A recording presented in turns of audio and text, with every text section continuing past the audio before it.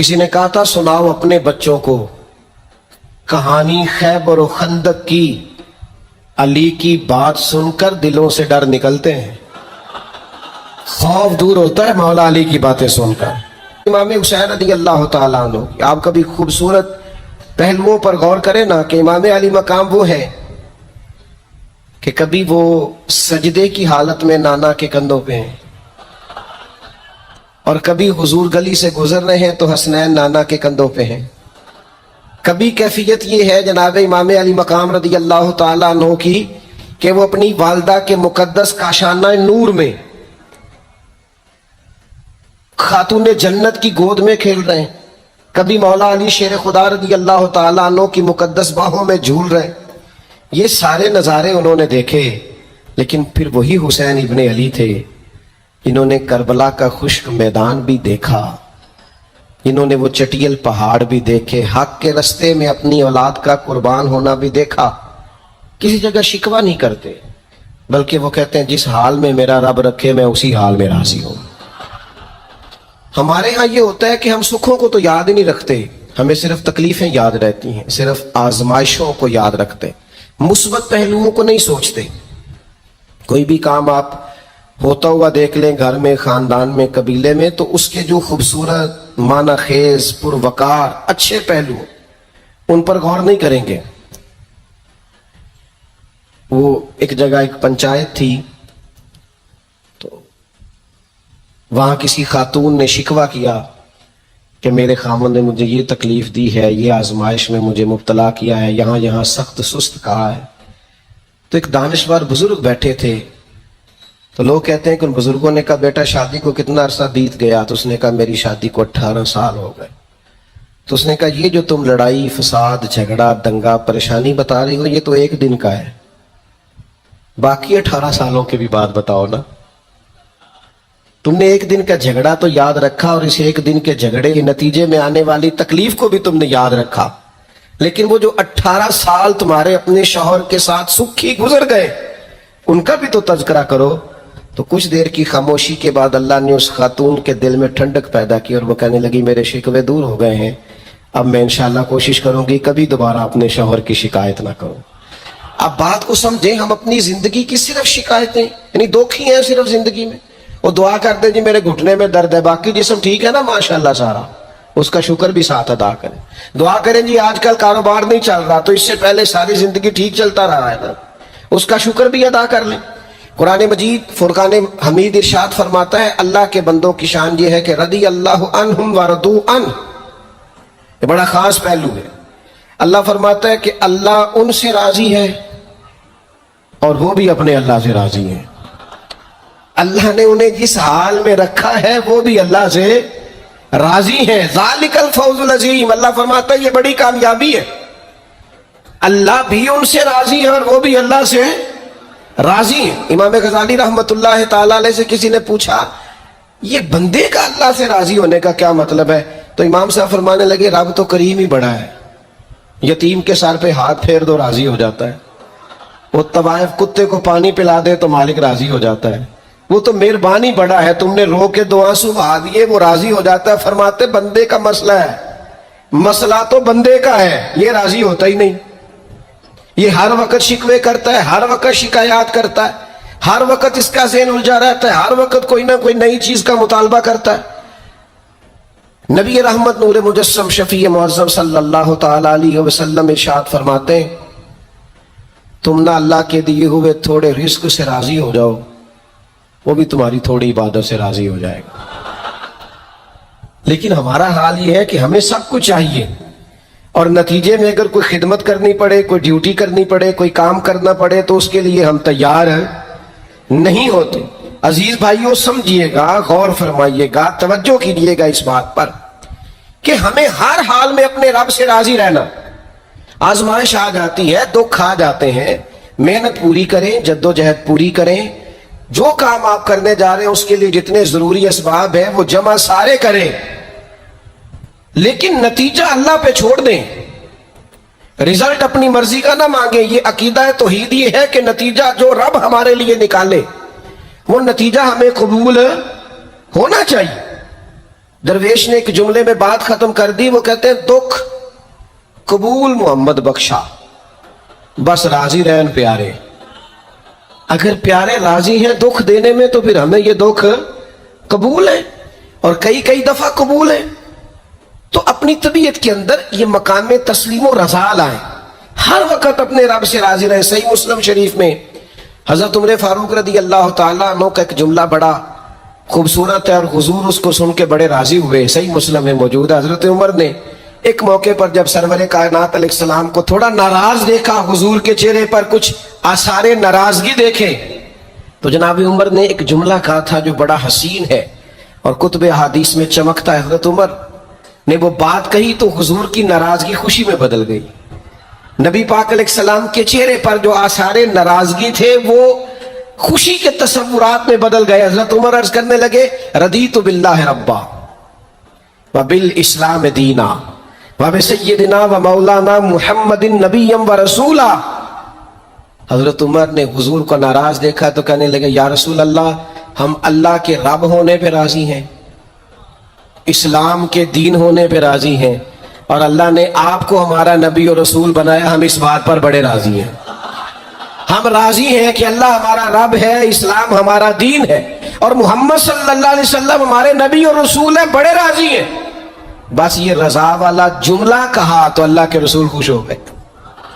तो अल्लाह से राजी रहें, आपके तसव्वुरात में शिकवे पैदा ना हो, शिकायतें ना हो, उलझे नहीं। और बहुत सारे लोग ऐसे जिनका ख्याल है मेरी बड़ी शान है तो मेरे ऊपर मुश्किलात क्यों आती हैं। दोस्त अक्सर कहते हैं जी मैं सदका भी देता हूँ, नमाजें भी पढ़ता हूँ, दिल किसी का ना दुखे इसके लिए भी पूरी कोशिश करता हूँ।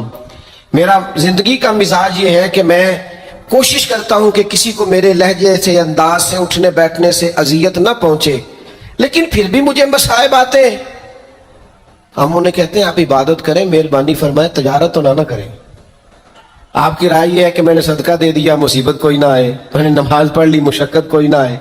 तो कानून कुदरत ये है कि हुजूर अलैहिस्सलातु वस्सलाम फरमाते हैं सबसे ज्यादा तकलीफें आती अंबिया पे हैं, और हुजूर फरमाते हैं मैं अल्लाह का लाडला महबूब हूं, मेरे ऊपर सबसे ज्यादा तकलीफें आई। ये आप अल्लाह की रजा पे राजी रह के तो देखें, आपके मिजाज में कमाल बुर्दबारी पैदा हो जाए, एक ठहराव आए। ये दोस्त इंतजामात कर रहे होते हैं ना प्रोग्रामों के, इज्तिमात के, महफिल के, तो मैं एक ही बात सबसे करता हूं, मैं कहता हूं आपने ना बुर्दबार रहना है, आपने तहम्मुल से रहना है। हम देहाती लोग हैं तो हमारे यहाँ शादियां होती थी ना, तो शादियों पे रिश्तेदार इकट्ठे होते थे, तो सिर्फ ये फिक्र नहीं होती थी कि खाना पूरा हो जाए, सिर्फ इतनी फिक्र नहीं होती थी कि इनके सोने का इंतजाम हो जाए, एक फिक्र और भी होती थी कि बंदे बड़े इकट्ठे हुए हैं, सारे बरादरी इकट्ठी हुई है, कितने लड़ ना पैन आपस में। हमारे यहाँ ना चढ़ाने वाले ज्यादा खतरनाक नहीं होते, चिढ़ने वाले ज्यादा खतरनाक होते हैं। जो जरा जरा सी बात पे गुस्से में आ जाएं, जरा जरा सी बात पे चिढ़ जाएं, कहीं सुकून ही नहीं, ठहराव ही नहीं जिंदगी में। अल्लाह की रजा पे राजी रहे। मेरे रब ने जहां मुझे रखा है सबसे ज्यादा बाकमाल रखा है। जहां मैं हूं खुदा जाने बुलंदी है कि पस्ती, पर जहां मैं हूं वहां कोई नहीं है।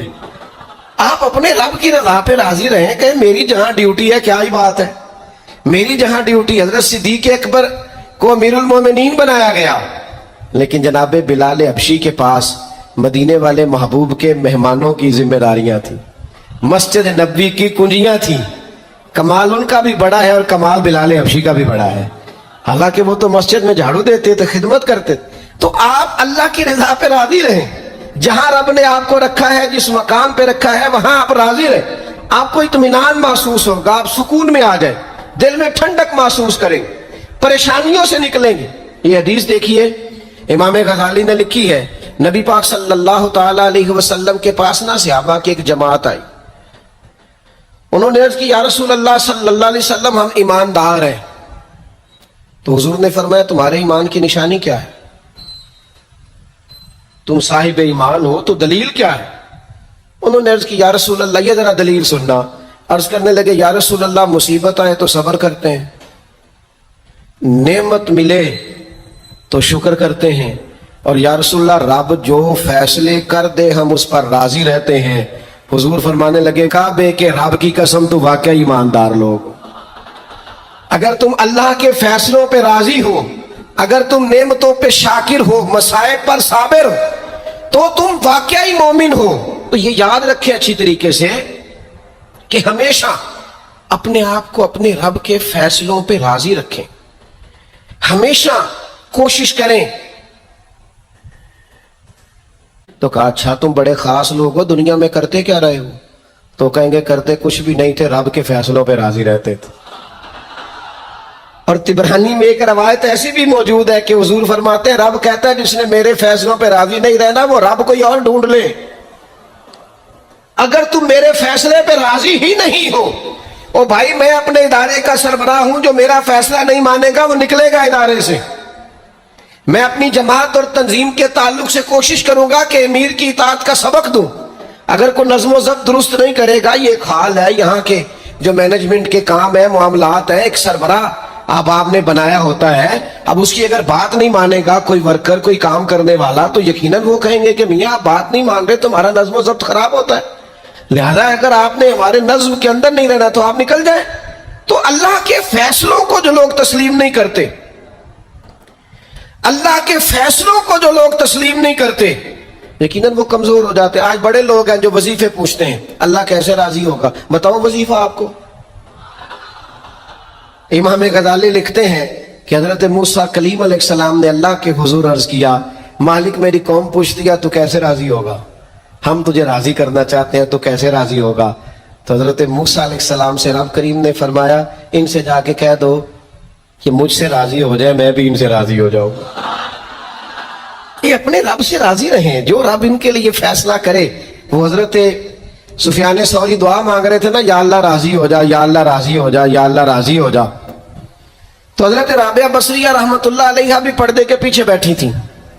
تو جب انہوں نے بہت زیادہ اس دعا پر اصرار کیا نا، یا اللہ راضی ہو جا، تو پردے کے پیچھے سے بول پڑی، کہنے لگی سفیان اب کچھ اور نہ مانگے اللہ سے، آگے نہ چلے. جناب سفیان کہنے لگے میں دعا ہی کر رہا ہوں کہ یا اللہ تو راضی ہو جا. تو فرمانے لگی پہلے اپنے دل پہ ہاتھ رکھ کے بتائیں آپ اللہ سے راضی ہیں؟ آپ تو کہتے ہیں یہ ہے تو یہ نہیں ہے، کبھی یہ بھی مل جائے نا. اگر آپ ناراض نہ ہوں تو پہلے خیال تھا ایک سواری مل جائے، چاہے موٹر سائیکل ہی ہو، مل گئی.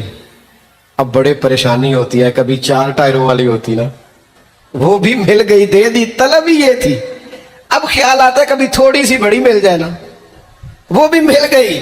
اب جن کی ذرا گاڑیاں اونچی ہیں، ٹائر چوڑے ہیں، وہ پریشان کرتے ہیں، تو بندہ تو روک ہی نہیں رہا کہیں.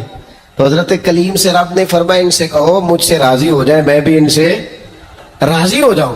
لیکن ہماری طبیعت کی بے چینی، ہمارے مزاج کی بے قراری، ہمارے لب و لہجے کا وہ عالم کہ ہم خوش نہیں ہوتے. ڈھیر سارے لوگ ہیں، آپ کچھ بھی کر لیں، کچھ بھی گھر میں لے آئیں، کچھ بھی ہو جائے، کتنی بھی نعمت مل جائے، ان کا مزاج اس طرح کا بن جاتا ہے، خوش نہیں. میں اکثر دوستوں سے کہتا ہوں کہ بعض دوست ایسے ہیں جن کا انداز اس طرح کا ہے کہ ان کو کوئی بھی نعمت مل جائے تو ان کی طبیعت سکون پذیر نہیں ہوتی. حضرت عبداللہ ابن عمر رضی اللہ تعالیٰ عنہ صحابہ میں سے بڑے صالح آدمی ہیں، نیک آدمی ہیں، حضرت عمر کے صاحبزادے ہیں، اور اللہ کے حبیب علیہ السلام نے فرمایا یہ بڑے نیک ہیں. تو سیدنا عبداللہ ابن عمر رضی اللہ تعالیٰ عنہ کے نا ایک صاحبزادے بیمار تھے. یہ جو بچے بیمار ہوں یا کسی تکلیف میں ہوں تو یہ ماں باپ کو بڑا بے چین کر دیتے ہیں.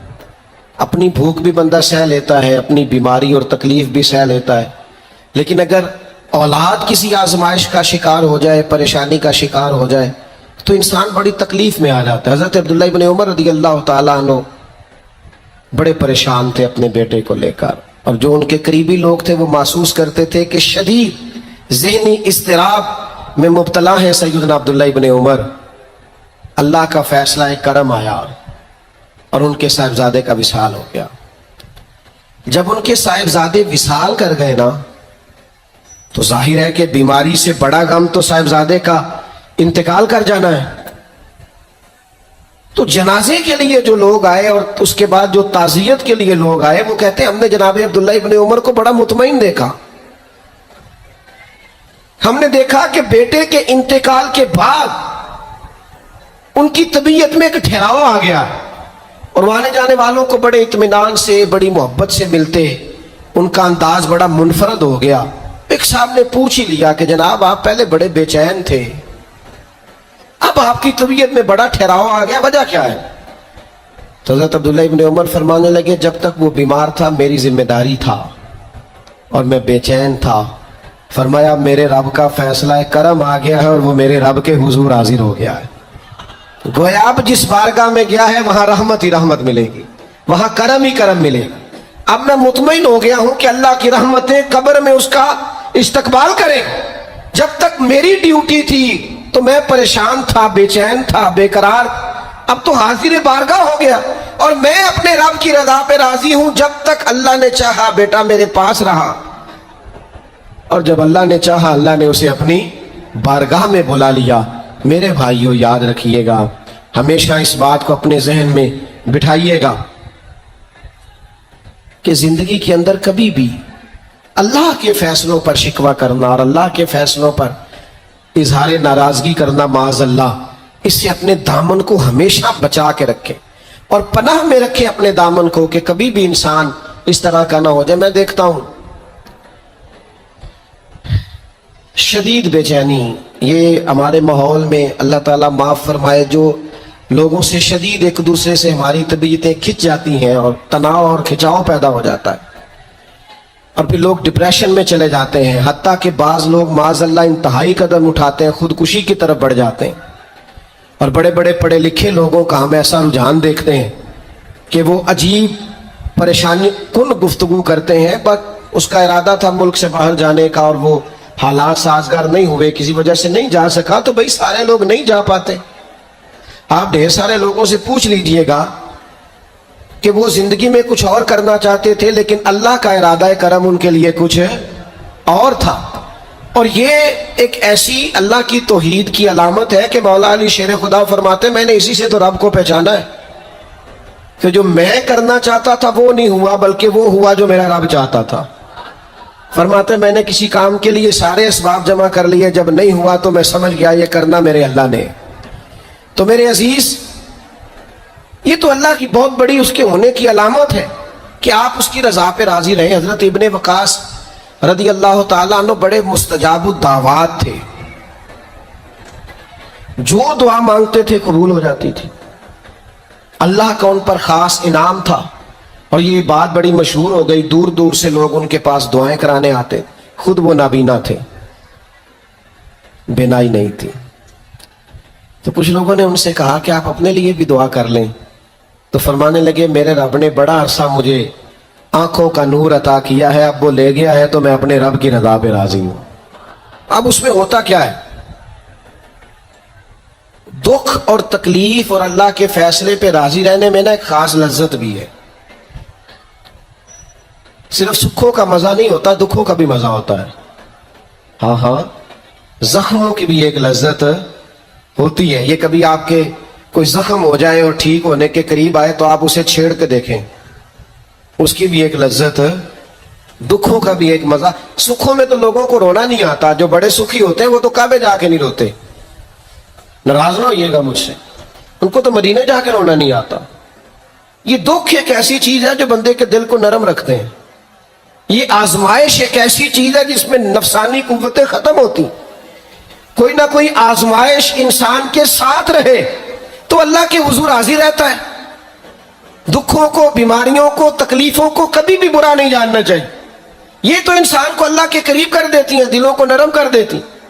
جن کو ہم بعض اوقات بڑی آزمائش سمجھ رہے ہوتے ہیں وہی تو خیر بن جاتی۔ حضرت جناب ایوب علیہ السلام شدید علیل ہو گئے، شدید بیمار ہے، 16 سال گزر گئے بیماری کو۔ تو آپ کی اہلیہ نے ایک دن آپ سے کہا اللہ کے نبی ہیں، دعائی مانگ لیں اللہ شفا دے دے۔ تو جناب ایوب علیہ السلام اپنی اہلیہ سے فرمانے لگے شفا کتنا عرصہ رہی ہے؟ انہوں نے کہا 60 سال۔ فرمایا بیماری کو کتنا عرصہ ہوا؟ کہا 16 سال۔ فرمانے لگے ذرا بیماری کو بھی 60 ہو لینے دے پھر دعا مانگ لیں گے، ہو لینے دے ذرا 60 سال۔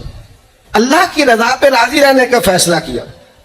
آپ کی زبان مبارک سے جو جملے نکلے کہ 60 سال ہو جائیں گے تو کر لوں گا دعا، اللہ تعالیٰ نے اسی وقت شفا عطا فرما دی، ٹھیک ہو گئے جناب ایوب۔ کچھ دن گزرے نا تو آپ کی اہلیہ نے ایک سوال پوچھا، کہنے لگی ایوب یہ بتائیے آپ نے بیماری بھی دیکھی شفا بھی دیکھی، بیماری ٹھیک تھی کہ شفا؟ تو آپ فرمانے لگے سارے دن ہی اللہ کے ہیں، جس حال میں رکھے ٹھیک ہے، وصل اچھا ہے نہ فراق اچھا ہے، یار جس حال میں رکھے وہی حال اچھا ہے، میں سارے دن اس کے ہیں۔ لیکن فرمانے لگے اگر تم مجھ سے پوچھو نا میری ذاتی رائے تو بیماری بڑی اچھی تھی۔ انہوں نے کہا یوں بیماری اچھی تھی؟ آپ فرمانے لگے جب میں بیمار تھا نا تو 24 گھنٹے میں ایک بار میرا رب میرا حال پوچھتا تھا۔ فرمایا 12 گھنٹے تو اس مزے میں گزر جاتے تھے کہ رب نے حال پوچھا ہے، اور پھر اگلے 12 گھنٹے میں انتظار کرتا تھا کہ میرا رب دوبارہ کب حال پوچھے گا۔ تو میں 24 گھنٹوں کی لذت نہیں بتا سکتا جو اس کے حال پوچھنے سے طاری ہوتی۔ تو فرمایا شفا تو مل گئی ہے پر اب وہ حال تو نہیں نہ پوچھتا۔ اب وہ میرے بھائی اس بیماری میں جو لذتیں ہیں، جو کرم نوازیاں ہیں، جو رحمتیں، ان کو بھی تو دیکھیں، اپنے کریم رب کی رضا پہ راضی تو رہے۔ خبر مشہور ہو گئی تھی امام حسین شہید ہو جائیں گے، نبی کریم علیہ السلام نے بھی یہ خبر ارشاد فرمائی، پتہ مولا علی کو بھی تھا، سیدہ پاک بھی جانتی تھی، امام حسین بھی جانتے تھے، یہ خبریں رہی ہیں نا۔ حضرت صدیق اکبر کھڑے ہیں، جناب عمر کھڑے، حضرت عثمان کھڑے ہیں احد پہاڑ پر، تو پہاڑ ہلنے لگا، آپ دیکھیے نا صحیح حدیث میں موجود ہے۔ تو نبی کریم علیہ السلام نے فرمایا پہاڑ ٹھہر جا، تیرے اوپر ایک نبی ایک صدیق اور 2 شہید کھڑے ہیں۔ تو حضور نے بتا دیا نا کہ جناب عمر بھی شہید ہوں گے، جناب عثمان بھی شہید ہوں گے، لیکن کیا ایک دفعہ بھی حضور نے یہ دعا مانگی کہ اللہ انہیں شہادت سے بچا؟ معاذ اللہ کوئی دعا مانگی کہ یہ شہید نہ ہو، قتل نہ کیا جائے؟ یہ تو شہادت ہے۔ امام حسین کو پتا ہے، مولا علی کو پتا ہے، سیدہ فاطمہ کو پتا ہے، یہ خبر مشہور ہے، یہ شہید ہو جائیں گے، اور یہ بھی پتا ہے کہ آزمائشیں آئیں گی، لیکن کسی نے بھی یہ دعا نہیں مانگی اللہ انہیں آزمائشوں سے بچا۔ جس نے بھی دعا مانگی ہے یہی مانگی ہے، اللہ صبر بھی عطا فرما اور استقامت بھی عطا فرما۔ اس بات کو سمجھے آپ کہ آپ بچے کو اگر ڈرائیں گے نا امتحان خطرناک ہوتے ہیں، امتحان نہیں دینے، تو وہ تو کسی جگہ کامیاب نہیں ہوگا۔ اس کو امتحان کا خوف نہ دلائیں، اس کی تیاری کرائیں، اس کی ذہن سازی کریں کہ امتحان دینا ہے، اس کو یہ شعور دیں کہ بیٹا کامیاب ہونا ہے۔ ہم نے ڈرا دیا ہے بچوں کو، ہم نے انہیں اس طرح کا بنا دیا ہے کہ وہ سہمے رہتے ہیں، پتہ نہیں کیا ہو جائے گا۔ ہزاروں سینکڑوں لوگوں کو روز جی ٹی روڈ سے گزرنا پڑتا ہے، لاکھوں کروڑوں لوگ گزرتے ہوں گے، اللہ معاف کرے کو سب کا ایکسیڈنٹ تو نہیں نہ ہو جاتا۔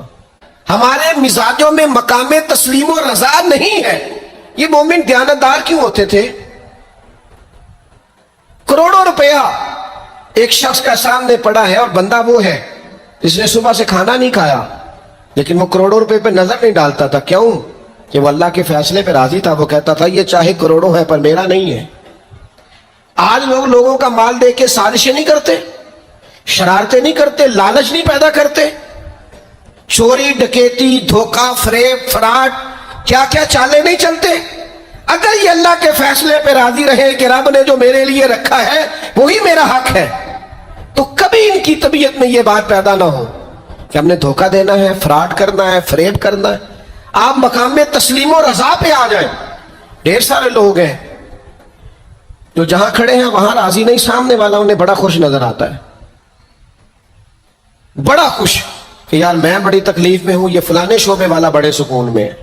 تو بھائی کبھی اس سے بھی تو پوچھ کے دیکھنا، اس سے پوچھ، وہ کہے گا جتنے کانٹوں پہ میں بیٹھا ہوں دوسرا ہے کوئی نہیں۔ ہم جو کام کر رہے ہوتے ہیں نا اس کام کا مزہ نہیں لیتے، ہمیں وہ کرنا ہے جو سامنے والا کر رہا ہے۔ بھائی آپ جو کر رہے ہیں اس کو مزہ لے کے کریں، مقام تسلیم و رضا پہ رہیں۔ وہ جو سامنے والا کر رہا ہے اللہ نے اس کی ڈیوٹی لگائی ہے، وہ کرے گا۔ اور یہی بات یہاں تک پہنچ جاتی ہے کہ ہمیں سب کا پتہ ہوتا ہے کون کیا کر رہا ہے، اپنا نہیں پتہ ہوتا، کیونکہ ہم وہ چاہتے ہیں جو ہمارا حق نہیں، اس طرف بڑھتے ہیں جو ہمارا نصیبہ نہیں۔ تو اچھی طرح اس بات کو اپنے ذہن میں بٹھائیں کہ اللہ کے فیصلوں پہ راضی رہنا، اللہ کی رضا پہ راضی رہنا، اپنے رب سے ہر وقت راضی رہنا، یہ بندہ مومن کی شان ہے۔ اگر اللہ کے فیصلوں پہ راضی رہو گے نا تو زندگی میں اتنا سکون آ جائے گا، اتنا اطمینان آ جائے گا، لہجوں میں اتنا ٹھہراؤ آ جائے گا، آپ کو محسوس ہوگا کہ آپ کی شخصیت سنجیدہ ہو گئی ہے، وزادار ہو گئی ہے، آپ کے مزاج کے اندر ایک اللہ تعالیٰ نے خاص کمالات رکھ دیے۔ لیکن اگر آپ یہ نہیں کریں گے، اللہ کے فیصلوں پہ راضی نہیں رہیں گے، تو پھر آپ نتیجہ اس کا دیکھ لیجئے گا، ہر وقت کی بے چینی، بے قراری، الجھاؤ اور طبیعت کے اندر اضطراب یہ آپ کو بے چین رکھے گا۔ ہم اپنی زندگی میں اگر تھوڑا سا یہ والا فیصلہ لے آئیں، آپ دیکھیں نا، انداز دیکھیں، 14 لوگ شہید ہو گئے تھے بدر میں، ان میں سے تو کوئی کسی صوبے کا گورنر نہیں بنا، انہوں نے تو مکہ کو فتح ہوتے نہیں دیکھا، انہوں نے تو روم کو، یمن کو، شام کو فتح ہوتے نہیں دیکھا۔ لیکن یاد رکھیے گا، ان 14 لوگوں کا خون بنیاد بنا تھا کہ اللہ نے اسلام کو طاقتیں اور قوتیں عطا فرمائے۔ وہ اللہ کے فیصلوں پہ راضی تھے کہ ہم نے یہاں جان دینی ہے، انہوں نے پیش کی۔ بعد میں عروج آیا، کمال آیا، اذا جاء نصر اللہ والفتح، اللہ نے مدد کی، فتح آ گئی۔ لیکن ان لوگوں نے اس وقت یہ فیصلہ کیا کہ ہمیں اللہ کی رضا کے لیے ڈٹنا ہے، کھڑے ہونا ہے۔ تو سب لوگ، میں اکثر کہتا ہوں، یہ تحریک ختم نبوت اور لوگ کلام کرتے ہیں تو قائدین کا، علماء کا نام لیتے ہیں، میں کہتا ہوں بالکل ٹھیک ہے، ان لوگوں نے بڑی خدمات سر انجام دی، لیکن جو ان کے پیچھے لوگ تھے، جو کوششیں کرتے رہے، جو عوامی طاقت تھی، ان سب کی ہمتیں بھی شامل ہیں۔ میں الحمدللہ آیا ہوں یہاں اور سیدھا آ کے بیان کر کے نکل کے جا رہا ہوں، تو یہ سارا کچھ میری کاوش نہیں ہے، یہ تو جو لوگ آدھی رات کو سڑک پہ پوسٹر لگاتے رہے، دن کو یہاں آتے رہے، رات جاگتے رہے، محنت کرتے رہے، پریشان ہوتے رہے، الجھتے رہے، یہ تو ان لوگوں کی کاوش، یہ ان لوگوں کا کمال ہے۔ ہم سمجھتے نہیں اس چیز کو، جب تک آپ اپنے مزاج میں ٹھہراؤ نہیں لاتے اور چھوڑ دیں دوسروں کا کام اپنے کھاتے میں ڈالنا، یہ بھی میرا ہے، یہ بھی میرا ہے، یہ بھی میں نے کیا، یہ بھی میں، اس سے بھی بے چینی پیدا ہوتی۔ ہم نے جو کیا ہے ہم اس حد تک رہیں اور اللہ تبارک و تعالیٰ کے فیصلے پر سر تسلیم خم کریں۔ یقین کرو، اللہ کا فیصلہ کیسے ماننا ہے، اس کی اگر کسی نے صحیح تصویر دیکھنی ہے تو واقعہ کربلا کو دیکھیں۔ یعنی کائنات کے وہ لوگ جن کا خاندان بھی سب سے اونچا ہے، حسب بھی سب سے اونچا، نسب بھی سب سے اونچا، کمال بھی سب سے اونچا، وزاداری بھی سب سے اونچی، علم، فضل، شہرت، عزت، وقار، شرافت، نجابت، ہر چیز میں ورا الورا ہے، لیکن ان کی کیفیت میرے عزیز یہ ہے کہ امام علی مقام کے سامنے ان کی ساری اولاد شہید ہو گئی۔ یہاں نا اس اتنے بڑے مجمع میں کسی کی کٹی ہوئی انگلی پھینک دی جائے نا، انگلی کا ٹکڑا، انسانی انگلی کا، تو لوگ خوف سے بھاگ جائے۔ ہم باتیں سن لیتے ہیں، کر لیتے ہیں، ہم سمجھتے نہیں کہ یہ کتنا عجیب منظر ہے۔ آپ یہ بات سمجھ سکتے ہیں کہ حضرت عباس کے بازو کٹے، پورے پورے بازو کاٹ ڈالے گئے تو کیسا منظر ہوگا؟ اور امام حسین کا سر کاٹ کے نیزے پہ لگا دیا گیا، باقی جسم اتھر کربلا میں پڑا ہے، اور سر بھیج دیا گیا دمشق میں، تو کیسی منظر کشی ہوگی۔ لیکن امام حسین سے لے کر جناب زینب تک، اور امام حسین سے لے کر امام زین العابدین تک، آپ کو جو بندہ بھی ملے گا رب کی رضا پہ راضی ملے گا، کسی جگہ وہ شکوہ کرتے نظر نہیں آتے۔ وہ سمجھتے ہیں یہ ہمارے رب کی مرضی، ہم اس پہ راضی ہیں، جب تک نانا کے کندھوں پہ تھے تب بھی راضی ہیں، اور جب گھوڑے کی پشت پہ ہیں تب بھی راضی ہیں، اور جب مدینے سے پردیسی ہو کے نکل رہے ہیں پھر بھی راضی ہیں، اور جب سر کاٹ کے نیزے پہ لگا دیے گئے ہیں تب بھی راضی ہیں۔ ہر حال میں اللہ کی رضا پہ راضی، اور